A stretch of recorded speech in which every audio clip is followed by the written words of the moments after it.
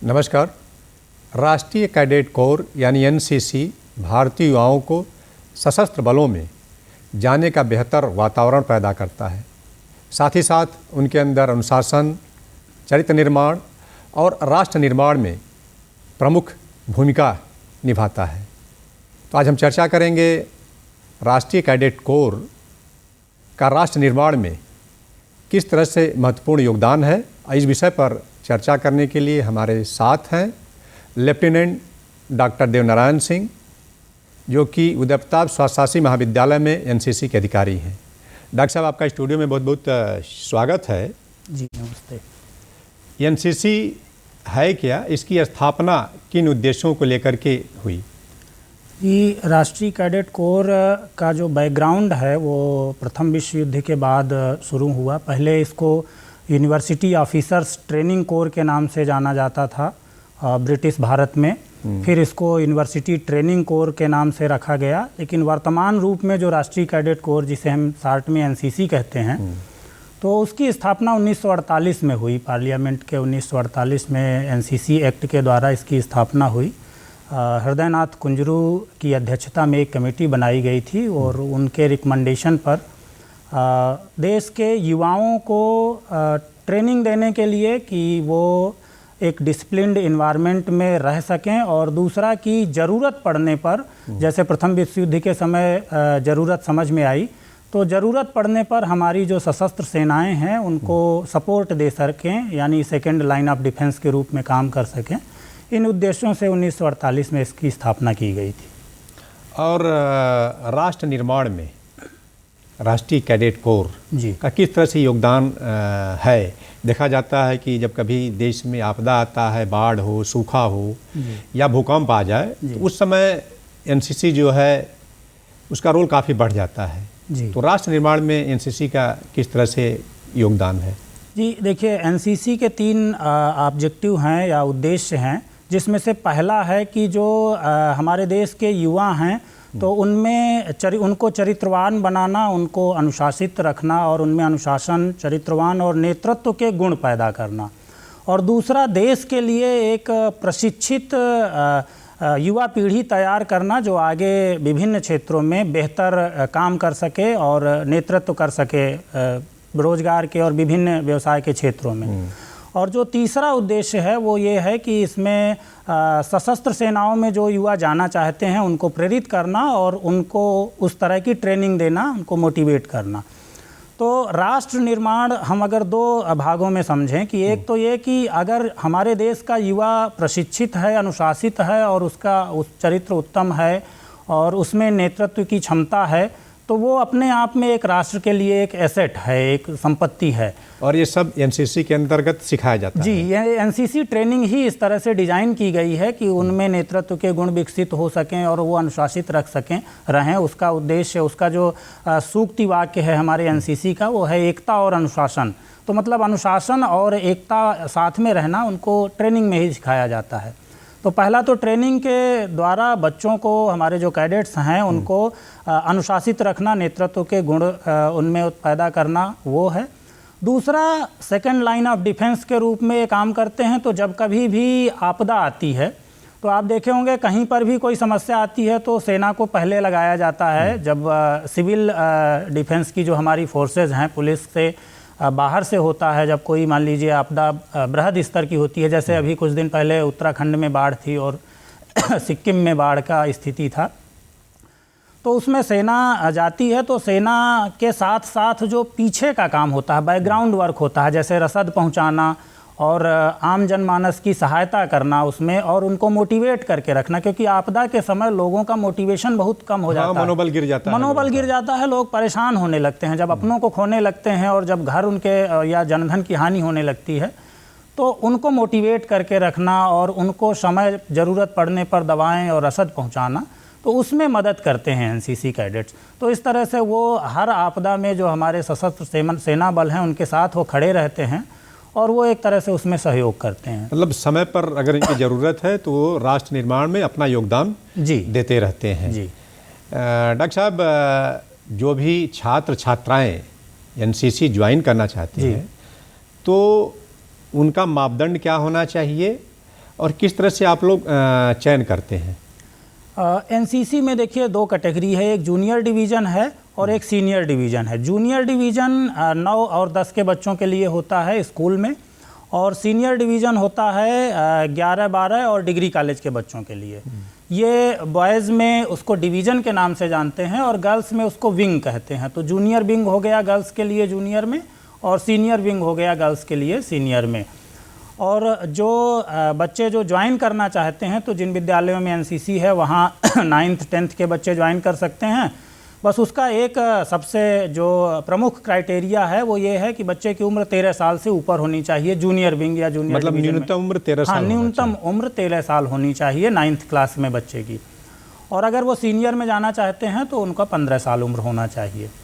मतलब 9th class का बच्चा एनसीसी ज्वाइन कर सकता है? हाँ, ज्वाइन कर सकता है जूनियर विंग या जूनियर डिवीज़न में, और सीनियर में 11 वाले बच्चे ज्वाइन कर सकते हैं। और जो बच्चे इंटर कॉलेज में 11-12 में एनसीसी नहीं ले पाते हैं वो डिग्री कॉलेज में आके एनसीसी ले सकते हैं, और डिग्री कॉलेज में वो एनसीसी ज्वाइन कर सकते हैं। ये तो आप ने बताया कि मिनिमम 13 साल उम्र होनी चाहिए, लेकिन हाइट क्या होनी चाहिए और सब क्राइटेरिया क्या होनी चाहिए? हाइट का क्राइटेरिया बहुत रिजिड नहीं रहता है और वेरी करता रहता है। वैसे नॉर्मली जो हाइट देखी जाती है 166 सेंटीमीटर जो है इनका बॉयज़ कैडेट का रहता है, और 153 सेंटीमीटर जो है गर्ल्स कैडेट का रहता है। लेकिन जूनियर डिवीजन में भी जूनियर के लिए अलग है, ये सीनियर का हम बता रहे हैं, ठीक। और इसमें भी चूँकि अब पहले जब हमारा एनसीसी शुरू में जब बनाया गया था तो एनसीसी का उद्देश्य ये था कि ट्रेनिंग देके और इनको फौज में या फौज के साथ में सेकेंड लाइन ऑफ डिफेंस उसका प्राइम मोटिव था। लेकिन आज की डेट में इसका उद्देश्य ये है वर्तमान समय में कि छात्रों में जो हमारे कैडेट्स हैं या जो छात्र हैं उनमें अनुशासन और नेतृत्व के गुण और कैरेक्टर डेवलप करना। तो ऐसा ज़रूरी नहीं है, अब अगर हम उसको आर्मी में नहीं भेजना चाहते हैं तो उसकी हाइट कम होने की वजह से उसको हम एनसीसी में रोक दें, ऐसा नहीं है, ठीक। तो उसमें रिलैक्सेशन रहता है। रिलैक्सेशन तभी रहता है कि जब उस हाइट के कैडेट्स नहीं मिलते हैं तो फिर उसको रिलैक्स किया जाता है, और उसका अधिकार जो है अलग अलग लेवल पे रिलैक्सेशन का अधिकार बटालियन के और ग्रुप के अधिकारियों को रहता है कि इसको कितना रिलैक्स किया जा सकता है। ये जो छात्र छात्राओं का चयन के बाद प्रशिक्षण आप लोग किस तरह से देते हैं, और प्रशिक्षण में क्या क्या आप लोग सिखाते हैं? प्रशिक्षण 2 तरह का है। एक इंस्टीट्यूशनल ट्रेनिंग बोलते हैं, जिसमें छात्र छात्राएं जिस विद्यालय में पढ़ रहे होते हैं या जिसमें वो एनसीसी लेते हैं मेनली, वहाँ पे उनको ट्रेनिंग दी जाती है, और वो रूटीन ट्रेनिंग होती है। वो हफ्ते में उनकी 2-3 क्लास 4 क्लास चलती है, वो उनके शेड्यूल में रहता है। तो उसमें जो एनसीसी अधिकारी होते हैं, मींस जो कॉलेज के टीचर जो पार्ट टाइम एनसीसी में अपॉइंटेड रहते हैं, हमारे जैसे एएनओ साहब लोग जो होते हैं वो क्लास लेते हैं, और आर्मी से जो परमानेंट इंस्ट्रक्टर आते हैं जिसको हम पीआई स्टाफ बोलते हैं वो क्लास लेते हैं। तो ये एक इंस्टीट्यूशनल ट्रेनिंग है। इसके साथ एक कैंप ट्रेनिंग होती है। तो वो साल में मींस सर्टिफिकेट एग्ज़ाम देने के लिए हर कैडेट को एक कैंप हर सर्टिफिकेट के पहले करना ज़रूरी होता है, और कैंप 10 दिन का होता है जो मिनिमम कैंप है। कैंप भी 2 तरह के हैं। अच्छा। एक है एनुअल कैंप। एनुअल कैंप हर साल लगता है, और वो बटालियन स्तर पे लगता है, जहाँ पे बच्चों का एनरोलमेंट होता है उस बटालियन पे लगता है, लोकल लेवल पे। जैसे हमारे कॉलेज के बच्चे हैं तो बनारस के आसपास कैंप लगते हैं, वो एनुअल कैंप होते हैं। और दूसरा सेंट्रली ऑर्गेनाइज्ड कैंप होते हैं, जो नेशनल लेवल के कैंप होते हैं, जिसमें बच्चों को दूसरे प्रदेश के कैडेट से मिलने का मौका मिलता है, और उसमें उनका एक्सपोजर भी हो जाता है। होता है, और उसमें कंपटीशन भी होते हैं, विभिन्न प्रकार की प्रतियोगिताएं होती हैं बच्चों के बीच में। तो उसमें भी जो है नेतृत्व का विकास होता है, और उनका साथ में रहने की जो यूनिटी, जो हमारा एक यूनिटी और डिसिप्लिन कि अलग अलग क्षेत्र के अलग अलग जाति वर्ग समुदाय के बच्चे एक साथ रहते हैं नेशनल कैंप में, तो उसमें आपसी सद्भाव की भावना विकसित होती है, और सौहार्द जो है तो वो डेवलप करना उसका उद्देश्य होता है। और उसमें विभिन्न प्रकार के जो कंपटीशन कराए जाते हैं। तो 2 तरह से ट्रेनिंग दी जाती है इसमें। और जो अवधि होती है, जो भी लड़के सर्टिफिकेट लेना चाहते हैं, तो मिनिमम अवधि कितने दिन की होती है? जूनियर में जो 9-10 के बच्चे होते हैं उनका 2 साल का कोर्स होता है। जूनियर 2 साल? हाँ, 2 साल का ट्रेनिंग कोर्स होता है, तब इनको सर्टिफिकेट मिलेगा। ए सर्टिफिकेट मिलता है। इसमें 3 तरह के सर्टिफिकेट हैं। तो जो जूनियर में है वो 2 साल में ट्रेनिंग करते हैं तो उनको ए सर्टिफिकेट मिलता है। और जो सीनियर में है तो अगर इंटर कॉलेज में बच्चे ने ज्वाइन किया है तो उसका 2 साल का ट्रेनिंग रहता है और 2 साल में उसको बी सर्टिफिकेट मिलता है, और फिर वो 1 साल और करेगा तो उसको सी सर्टिफिकेट मिलेगा, और वो सी सर्टिफिकेट डिग्री कॉलेज से ही होता है, मतलब ग्रेजुएशन में ही होता है। और अगर कोई बच्चा इंटर में एनसीसी नहीं ले सका है या जूनियर में नहीं लिया है उसने पहले, तो डिग्री कॉलेज में डायरेक्ट एनसीसी लेता है और उसे 3 साल का ट्रेनिंग करना पड़ता है। तो पहले 2 साल में वो बी सर्टिफिकेट लेता है और फिर तीसरे साल सी सर्टिफिकेट मिलता है। मतलब सी सर्टिफिकेट के लिए 3 साल, हाँ 3 साल का ट्रेनिंग, पूरा जो एनसीसी ट्रेनिंग है वो 3 साल का है जो सी सर्टिफिकेट के लिए। तो देवनारायण जी, ये जो ए, बी और सी 3 तरह के जो सर्टिफिकेट हैं, इनका उन छात्र छात्राओं के लिए किस तरह का महत्व है? 3 तरह के सर्टिफिकेट जैसे हमने बताया, एक जूनियर के लिए है ए सर्टिफिकेट, और उसके बाद बी और सी सर्टिफिकेट सीनियर के लिए हैं। और जहाँ कहीं भी रोज़गार की अगर हम बात करते हैं तो सीनियर मीन्स वयस्क होने के बाद ही रोज़गार के लिए अप्लाई करते हैं, तो मेन बेनिफिट जो है वो बी और सी सर्टिफिकेट का है। अलग अलग नौकरियों में मार्क्स का वेटेज रहता है, कहीं 3 नंबर का, कहीं 5 नंबर का, कहीं 10 नंबर का। जैसे एडमिशन की अगर हम बात करें तो बहुत सारे विद्यालयों में ए सर्टिफिकेट में अगर आपका ए सर्टिफिकेट है तो 3 नंबर का वेटेज मिलेगा। जैसे बीएड की हम बात करें तो ए सर्टिफिकेट है तो 3 नंबर मिलेगा, बी सर्टिफिकेट है तो 5 नंबर का वेटेज मिलेगा, और सी सर्टिफिकेट है तो 10 नंबर का वेटेज मिलेगा। इसी तरह से सशस्त्र सेना में जाएंगे और ये जो पैरामिलिट्री फोर्सेस हैं तो इसमें जाएंगे तो उसमें भी वेटेज है। और पहले जब हमारी ये अग्निपथ योजना आने के पहले जब जवानों की भर्ती सीधे सेना में होती थी तो पहले सी सर्टिफिकेट वाले कैडेट्स को ये फ़ायदा रहता था कि उनको लिखित परीक्षा माफ़ रहती थी, मतलब देना नहीं हाँ, वो जवान के लिए अगर वो भर्ती में जा रहे हैं तो जवान की जो लिखित परीक्षा है ये माना जाता था कि वो सी सर्टिफिकेट की जो लिखित परीक्षा दे के बच्चे ने वो सर्टिफिकेट लिया है उसके इक्विवेलेंट है। तो अगर उसके पास सर्टिफिकेट है तो उसको फिजिकल देना होगा, दौड़ देना होगा, मेडिकल करना होगा, वो दोनों पास करेगा तो लिखित परीक्षा जिस दिन होगी उस दिन खाली अटेंडेंस लगाएगा। अभी भी? हाँ, नहीं मतलब अब नहीं, वो पुरानी वाली योजना में। अग्निपथ योजना में क्या है कि अब उसको वेटेज दे दिया गया है। अच्छा, वेटेज एनसीसी वालों को, सी 5% बी वालों को, 10% सी वालों को, इस तरह से वेटेज दे दिया गया है। और अब पहले अब उनको एग्ज़ाम देना पड़ता है और एग्ज़ाम में मार्क्स जुड़ेंगे, उसमें इनको इतना वेटेज रहेगा। देवनारायण जी, जिन विद्यालयों में एनसीसी की सुविधा नहीं है और वहाँ के छात्र छात्राएं इच्छुक हैं ज्वाइन करने के लिए एनसीसी, तो उनके लिए किस तरह की सुविधा है या वो कहाँ पर संपर्क करें? एनसीसी में अभी 2019 में एक नई स्कीम सरकार ने लॉन्च किया है, स्ववित्त पोषित योजना जो है, जिसमें जैसे पहले क्या है कि सरकारी विद्यालयों में ही ज़्यादातर एनसीसी थी, तो जो प्राइवेट विद्यालय थे वो एनसीसी नहीं ले सकते थे या उनको नहीं मिलता था। तो अब स्ववित्त पोषित योजना के तहत वह विद्यालय भी एनसीसी के लिए आवेदन कर सकते हैं, मतलब अपने यहाँ एनसीसी ले सकते हैं। तो ये तो विद्यालय के लिए है कि विद्यालय ले लेंगे तो उनके छात्रों को अपने आप फ़ायदा होगा। फिर भी अगर किसी विद्यालय में नहीं है और वहाँ का बच्चा एनसीसी ज्वाइन करना चाहता है तो जिन विद्यालयों में एनसीसी रहता है वहाँ 10% सीटें जो है वो ओपन वैकेंसी की होती हैं। दूसरे विद्यालयों की? ओपन वैकेंसी का मतलब ये है कि उसमें उस विद्यालय के और बाकी विद्यालय के कहीं के भी बच्चे ओपन फाइट करेंगे। जो भी उनका एंट्रेंस का एग्ज़ाम है, जैसे फिजिकल होता है, अब दौड़ होगा, फिर रिटन एग्ज़ाम होगा। जब हम एनसीसी में भर्ती करते हैं तो पहले उनका फिजिकल होता है। अच्छा। तो फिजिकल मतलब दौड़ होगा और भी फिजिकल टेस्ट होंगे। उनका जो है क्या कहते हैं, पैर के घुटने जुड़े नहीं चाहिए, जुड़ने नहीं चाहिए, हाथ में कोई फ्रैक्चर या कोई मेजर इंजरी नहीं होनी चाहिए। तो सारा मेडिकल होता है, फिजिकल होता है।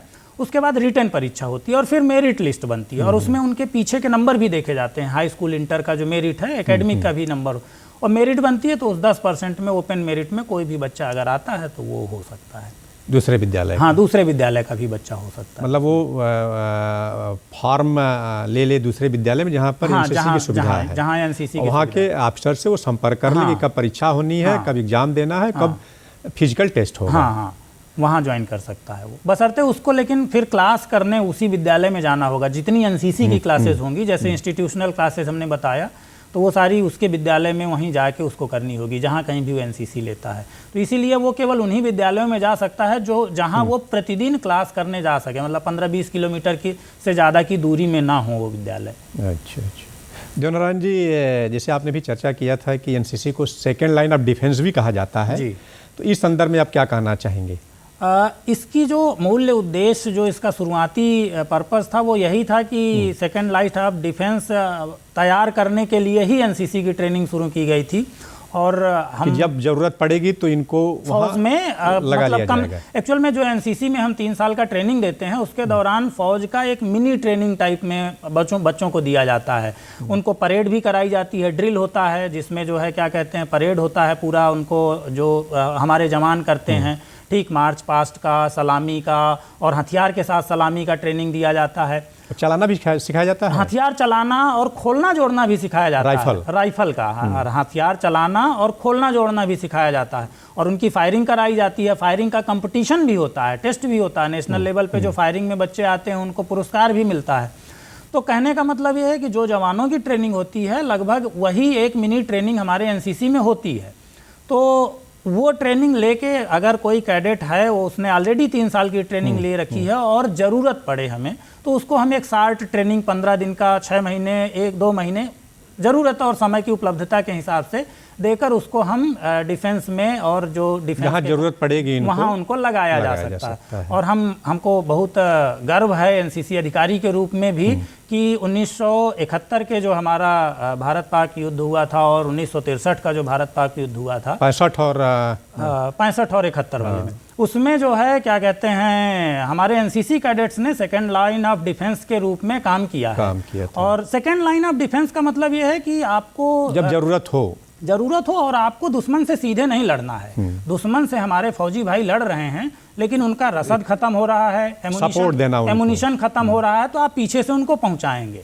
और उसके लिए भी आपको डिसिप्लिन होना चाहिए। पता चला आप पहुंचाते समय आप कोई ऐसी एक्टिविटी कर रहे हैं कि दुश्मन को अननेसेसरी हिंट मिल रहा है, तो उसके लिए भी ट्रेनिंग की ज़रूरत हो। कोई भी वो काम नहीं कर सकता है, तो उसकी ट्रेनिंग दी जाती है और सेकेंड लाइन ऑफ डिफेंस के रूप में काम करते हैं। और एनसीसी का मूल मंत्र है एकता और अनुशासन जी। अब बिना अनुशासन का कोई भी छात्र हो या छात्राएं हो, वो राष्ट्र निर्माण में अपना योगदान नहीं दे सकती हैं।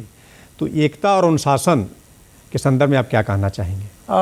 एकता और अनुशासन जो हमारे एनसीसी का सूक्ति वाक्य है, उसको एनसीसी में जो ट्रेनिंग है वो इस तरह से डिज़ाइन की गई है कि उसके थ्रू हम बच्चों को आपस में आपसी सौहार्द बढ़ाने के लिए, एक मेलजोल बढ़ाने के लिए भी रखते हैं। जैसे हमारे जितने सेंट्रली ऑर्गेनाइज्ड कैंप होते हैं नेशनल लेवल के, उसमें बच्चे जाते हैं उसके थ्रू। और दूसरा, जैसे हमारे जो एनुअल कैंप भी होते हैं, तो उसमें विभिन्न विद्यालयों के बच्चे आते हैं, विभिन्न यूनिट के। तो करीब 500-600 बच्चों का ग्रुप होता है और हर कॉलेज से 40-50 बच्चे होते हैं। तो जब आपस में रहेंगे, अलग अलग कॉलेज के बच्चे जिनका पुराना कोई परिचय नहीं है, एक साथ रहेंगे, 10 दिन ट्रेनिंग करेंगे अलग अलग, तो उनमें एक आपसी सौहार्द, एक अनुशासन भी पैदा होगा और वहीं से चरित्र निर्माण पैदा होगा। जब ये दोनों चीज़ें आएंगी तो बट नेचुरल है कि वो अपना राष्ट्र निर्माण में योगदान दे सकते हैं। ठीक है डॉक्टर साहब, आप स्टूडियो में आए और राष्ट्रीय कैडेट कोर की जो राष्ट्र निर्माण में किस तरह की भूमिका है, इस विषय पर हमारे दर्शक भाइयों को इतनी अच्छी जानकारी दी। जानकारी देने और बातचीत करने के लिए आपका बहुत बहुत धन्यवाद। नमस्कार। धन्यवाद। नमस्ते।